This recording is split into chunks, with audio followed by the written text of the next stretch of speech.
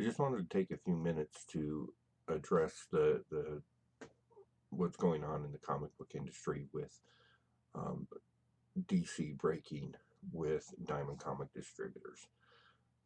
And this is a subject that's going to be covered a lot by a lot of YouTubers, a lot of people in our industry over the course of the next few weeks, and the impact that it's going to have on us, the fans and the consumers.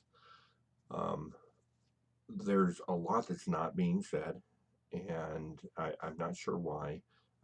I know from the perspective of a comic shop owner, I've got good friends that run comic shops. I'm in touch with quite a few comic shops across the nation, and there are some issues for concern.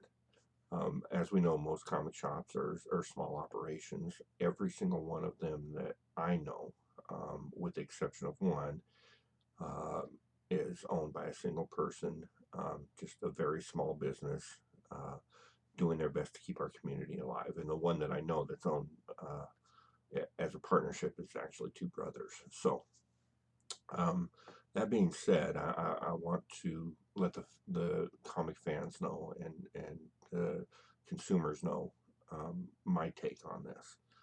So DC has decided to break with Diamond, and for a long time, Diamond has had a stranglehold on the comic industry. Nobody more so than the comic dealers have wanted to break up that monopoly and allow for other outlets. Um, Back in the late 80s, early 90s, when I had a rather large comic shop in Utah, we used to get our books from multiple sources. And this allowed us to get better pricing and competitive pricing. Also, if there were damaged books um, or a consistent quality issue, we could change distributors, or the distributor we'd work with would step up their game in fear of us changing distributors. So, breaking the stranglehold that Diamond has on the comic industry is in no way a bad thing. Um, there is some concern about how it's happened, and let me tell you why. So, right now you can purchase your books, floppy books, in from two different sources, Lunar Distributing and UCS. Um, Basically, it's based on what part of the country. I'm in the Western United States, so my distributor is Lunar, um, but I can order from UCS if I wish. Now, these companies, um, and just to preface this, I've read the articles from Bleeding Cool, Game Radar, and Comics Beat, as well as quite a few others that have put out information about what's going on.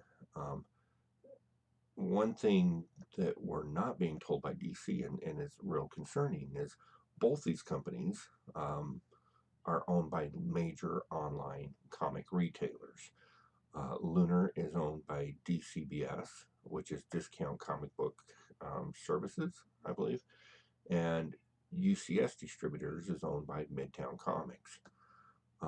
Both have a very large internet presence. They're probably the single distributor, um, largest two single distributor comic retailers on the internet. So, why does this make a difference? Well, first, let's talk about quality. Um, both services will slab books and sell them on their websites. Modern books, they will do signings and have them slabbed, and send books away to have them slabbed. If there is a large book, and let's just use the example of the upcoming Joker 80th anniversary. Okay, origin of Punchline, huge character, lover, whatever. It is what it is. So there's a lot of pre-sales for the book, with some great covers coming out, and the same with Batman '92, um, the first Punchline cover. So these books are huge. What is to keep one of these distributors from cherry picking the books to ensure that they get the best quality books, and then sending the rest off to the comic book stores that have ordered. So that's a major source for concern. It's very simple. It's very straightforward. It could create an unfair advantage in the marketplace for what is in effect the competitors for these small businesses that have kept the business and our community afloat for years and years. So it is something that we have to be aware of, and it is a huge cause for concern. Another issue is it's fair pricing.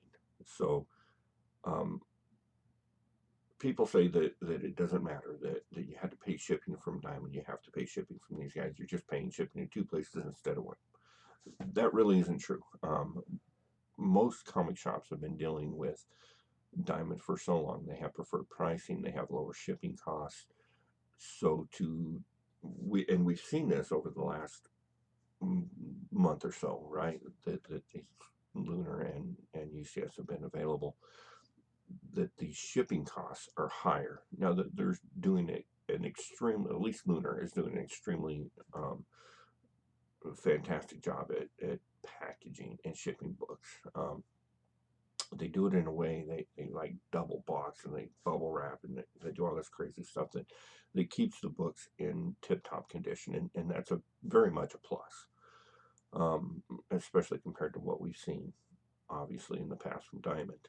So there is an increased shipping cost to your local comic shop. There is, however, no increased shipping cost to both DCBS and Midtown Comics because they're the distributor. So not only are we paying more for books and they're paying less, but they have the unfair advantage of having the outlets to sell at retail at a much lower price to lure customers away from the local comic shops. So that is a major source of concern. I myself, at the Road Trader, I do my business online, and I'm in the process of building that up slowly, and this is going to be a great hindrance. My sales come from my websites, and now that makes me a direct competitor. Not really. I mean, I'm small potatoes, but that makes me a direct competitor with these companies. And where they're making 55% profits and have me locked in at 35% profits, that should be a major cause for concern. I will never, no matter how many books I order because of the shipping costs, I will never be able to match what these companies can do. And I'm not the only one. I mean, there's several online retailers that are concerned right now that, I mean, we don't even know if they're going to allow non-conventional stores like ours to be able to sell comic books. So, or to purchase comic books from them. So that's a major cause for concern. I do know that Russ at Mill Geek Comics has a great system where he has a Patreon that you sign up for, and then he gives you discounted books, and the patron takes care of shipping, and it works out extremely well. So, and somebody like, in a case like his, where he does have a conventional store, but he's also selling online and growing that online business with a lot of extremely hard work and dedication to our community. I would hate to see him lose out because of an unfair advantage that these distributors have because they own the distribution of the comic books. So that's another serious concern that we have. Now, as far as brick and mortar book stores are concerned, because of the price increase and the variance there. My local stores in Utah has an extremely active comic book community. There's in Salt Lake City alone, I think there's like 6 of us, um, local comic shops, and I'm really a non-player in this space. But the brick and mortar stores, even by banding together, um, cannot decrease the cost of the books enough. In buying in bulk, having them sent to one shop and distributing, we can't even decrease enough at this point to make it affordable to keep DC Comics on the shelf. At this point, um, I know that Greg over at Black Cat, and the guys at the Nerd Store, um, their solution is to not carry DC Comics. They simply can't afford it. You know, we still have to pay rent, we still have to pay employees, we have to do all of that. And with the increased cost involved, it makes no sense. Because when you get a hold service, um, from one of these stores, you get a discount. So they've already shaved 10% off the top of the book, and then, you know, now we have Lunar and UCS shaving 15% off the back end of the book. So, you know, losing 25%, there's just not enough money. So what they've gone to is they're going to continue hold services for customers that read Batman, that read Robin, and all this stuff, your Superman title, and they will order in what they need to fill those hold boxes, but there's not going to be a DC book on the shelf.